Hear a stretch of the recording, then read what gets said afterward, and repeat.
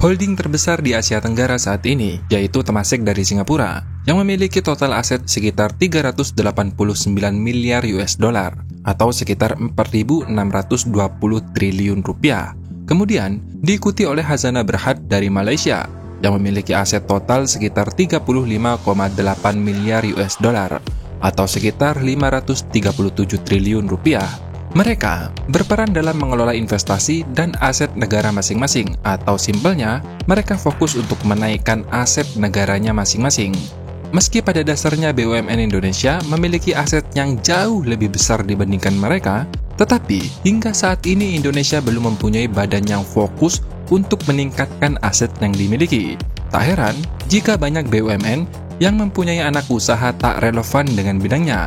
Misalnya saja Pertamina, yang mempunyai anak usaha di bidang properti. Sungguh jauh dari bidangnya, bos. Nah, seperti yang admin infokan beberapa waktu yang lalu, di era Prabowo, Indonesia akan membentuk badan baru untuk menyaingi Temasek dan Khazanah Berhad. Lantas pertanyaannya, memangnya sekuat apa modal baru bentukan Prabowo ini? Mengingat kedua saingannya memiliki aset yang tak main-main. Penasaran infonya? Yuk, kita selami lebih dalam lagi. Tanggal 7 November 2024 atau tepatnya video ini dibuat, Presiden Republik Indonesia ke-8 telah resmi membentuk badan baru untuk menyaingi Temasek dan Khazanah Berhad. Badan tersebut bernama Danantara atau Dana Anagata Nusantara. Danantara dirancang untuk menjadi super holding BUMN yang menggabungkan beberapa BUMN besar yang ada di Indonesia. Tujuan utamanya untuk mengelola investasi strategis negara dan mendukung pembangunan ekonomi Indonesia dengan cara yang lebih efisien dan terintegrasi. Di sini, mantan Ketua Dewan Komisioner Otorita Jasa Keuangan periode 2012-2017 ditunjuk untuk menahkodai badan baru ini, sedangkan wakilnya adalah sosok yang berjasa besar pada perusahaan kapal milik negara, yaitu PT PAL, karena beliau telah berhasil merestrukturisasi sekaligus berhasil melunasi hutang-hutang PT PAL sejak 25 tahun yang lalu hanya dalam kurun waktu 2 tahun saja. Ya, beliau adalah seorang maestro kapal tanker jebolan Mitsubishi Heavy Industry dari Jepang, Dr. Kaharudin Djenot. Tak perlu lagi meragukan kemampuannya, selain ahli dalam manajemen keuangan, beliau juga merupakan pakar AI. Citra bersih dan nasionalisme yang tinggi melekat pada beliau itu sangat wajar, mengingat beliau memilih pulang ke Indonesia meski dirinya sudah menduduki posisi yang strategis di galangan kapal ternama di Jepang selama 12 tahun. Menurut Kepala BP Danantara, saat ini sedang melakukan konsolidasi pemisahan sebagian aset dengan Kementerian BUMN secara bertahap. Jadi, mulai hari ini, Indonesia mempunyai 3 senjata untuk menjaga aset negara sekaligus mendongkrak ekonomi Indonesia, yaitu yang pertama Kementerian Investasi dan Hilirisasi atau BKPM yang fokusnya untuk menarik investasi dan mengelola investasi swasta maupun asing. Kemudian ada juga Kementerian BUMN yang bertugas mengelola aset negara berorientasi laba, dan yang terakhir yaitu Danantara yang fokus untuk menaikkan nilai aset negara. Lantas, BUMN apa saja yang masuk dalam daftar aset negara yang dikelola Danantara? Dan berapa aset yang dimiliki oleh badan baru ini?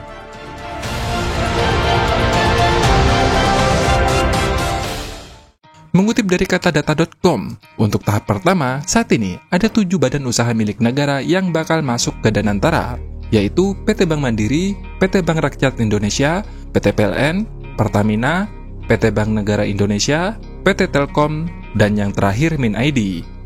PT Bank Mandiri Tbk memiliki aset sebesar 2.258 triliun rupiah, sedangkan BRI memiliki aset sekitar 1.977 triliun rupiah, PLN 1.691 triliun rupiah, Pertamina 1.390 triliun, BNI 1.072 triliun, Telkom 287 triliun, dan yang terakhir MinID sekitar 259,81 triliun. Jadi, total aset Danantara yang dimiliki saat ini atau tahap ini sekitar 8.935,67 triliun atau sekitar 568,5 miliar US dollar, hampir 16 kali lipat total aset yang dimiliki oleh Khazanah Berhad, bahkan juga lebih besar daripada Temasek, holding yang terbesar di Asia Tenggara saat ini. Jadi, kalau ada yang komentar seperti ini, bilang butuh waktu 50 hingga 60 tahun untuk bisa menyaingi Temasek dan Hasanah Berhad, yah, mereka nggak tahu, Indonesia itu ajaib, bos. Beneran, bangsa kita itu ajaib, hanya butuh fokus doang dalam hal apapun. Padahal, baru sekitar kurang dari 2 minggu admin bilang bakal ada badan baru nih yang menyaingi Temasek dan Hasanah Berhad. Ya memang terdengar agak mustahil, karena memang Temasek dan Hasanah punya aset yang gede. Tapi faktanya, sekarang hanya dari 7 BUMN saja, sudah jauh di atas total aset yang dimiliki mereka. Bahkan, kalau keduanya digabung pun masih lebih gede aset yang dimiliki oleh Danantara ini, bos.